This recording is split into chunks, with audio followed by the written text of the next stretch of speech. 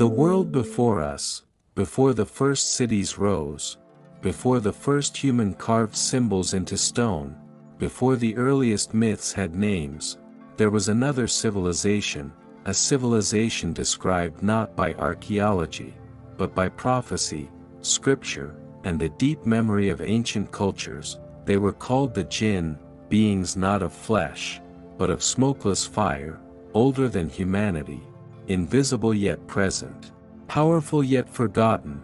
But the question remains, were they only myth, or are they the last surviving echo of a world that existed long before mankind took its first breath?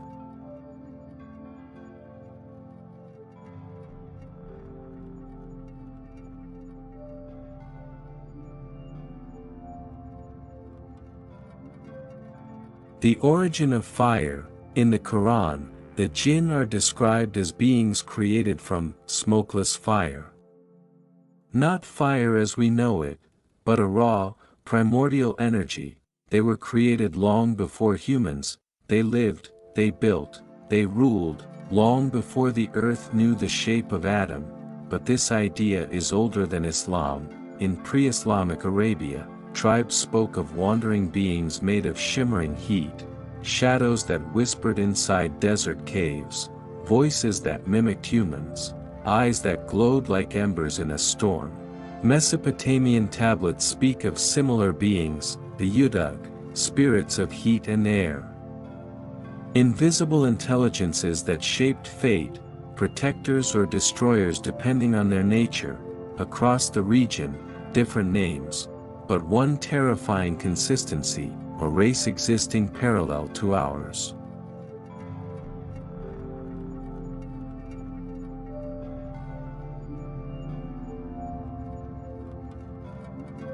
The civilization before humans. According to medieval Islamic scholars, the Jinn once formed kingdoms, cities built from metal and fire, empires that stretched across the unseen world. Some texts describe a Jinn king named Jan, the father of their species.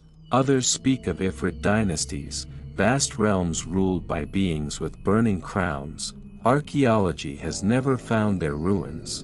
But believers argue, how can you find the ruins of something that lives in a different layer of existence? The Jinn world is described as parallel, overlapping ours yet unreachable, like radio frequencies occupying the same space, but never touching. Some mystics call it the world between worlds. The fall of the Jinn. In Islamic tradition, the Jinn were given freedom, choice, will, and like humans, some chose corruption. They waged wars, they destroyed their own cities, their kingdoms burned brighter than stars, and then vanished in an instant. God sent an army of angels to end their reign. The surviving Jinn were forced to scatter, hiding in deserts, forests, derelict places, waited in silence as a new species was shaped from clay. Humanity, to them, we were the new rulers of Earth, and many Jinn did not accept this easily.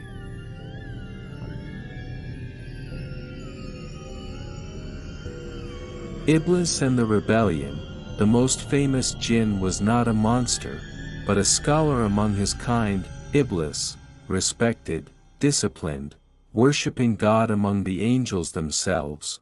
But when Adam was created and the command came to bow as a gesture of respect, Iblis refused, not out of hatred, but out of pride. I am fire, he is clay. This one line became the fracture between the seen and unseen worlds, the beginning of an ancient conflict, a rivalry older than history.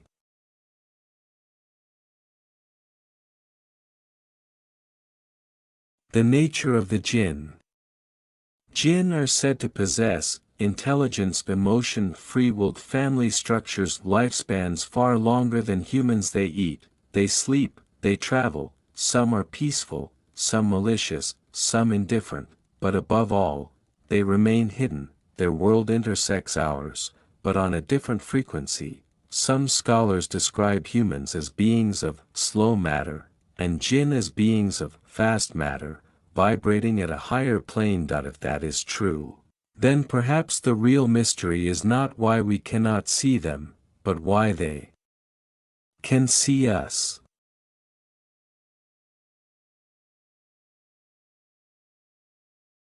Fire and science. Modern physicists draw parallels between Djinn lore and unknown states of matter, smokeless fire. Could it describe plasma, or a form of energy not yet documented? Plasma reacts like a living organism in certain conditions. It moves, it coils, it dances without solid structure. Some theorists propose that a highly evolved plasma-based life form could exist in parallel to biological life, not visible to the naked eye, not bound by gravity as we know it, not detectable with ordinary instruments. Could the Djinn legend be an ancient interpretation of such entities? No proof, but the idea persists.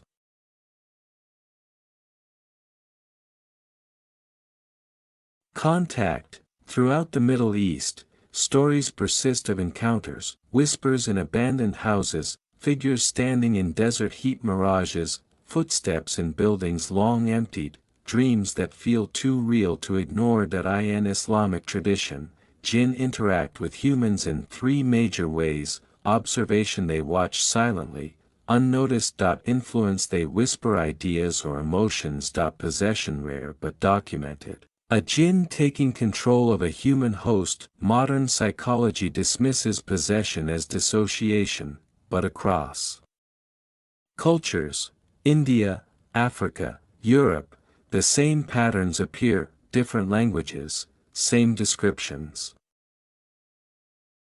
The Ifrit, the Merid, and the Ghoul. Not all Djinn are equal. Ifrit powerful, fiery, violent.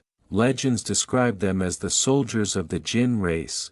Merid, the ocean Djinn, vast and ancient, said to guard forgotten treasures. Ghoul, shape-shifting Djinn who haunt graveyards and remote deserts, the source of the English word ghoul. Some help humans, others manipulate or deceive. Their morality is not human morality, they follow their own ancient laws. The Lost Kingdom of Ubar. In 1992, archaeologists discovered Ubar, the so-called Atlantis of the Sands. A city buried beneath desert dunes for millennia. Local legend said Ubar was destroyed by God because its inhabitants consorted with Djinn.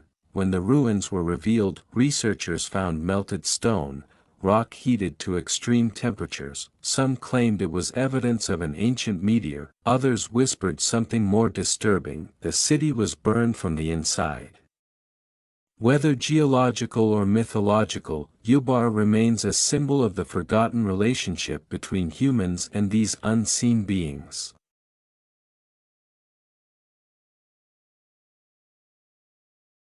The Shadow World. Today, belief in Djinn continues across the Middle East, North Africa, and beyond. Millions are convinced these beings exist, living parallel lives just out of sight. Scientists dismiss it, skeptics laugh, but the stories persist, the encounters persist, the warnings persist, and in every culture, one message is repeated: respect what you cannot see. The fire between worlds.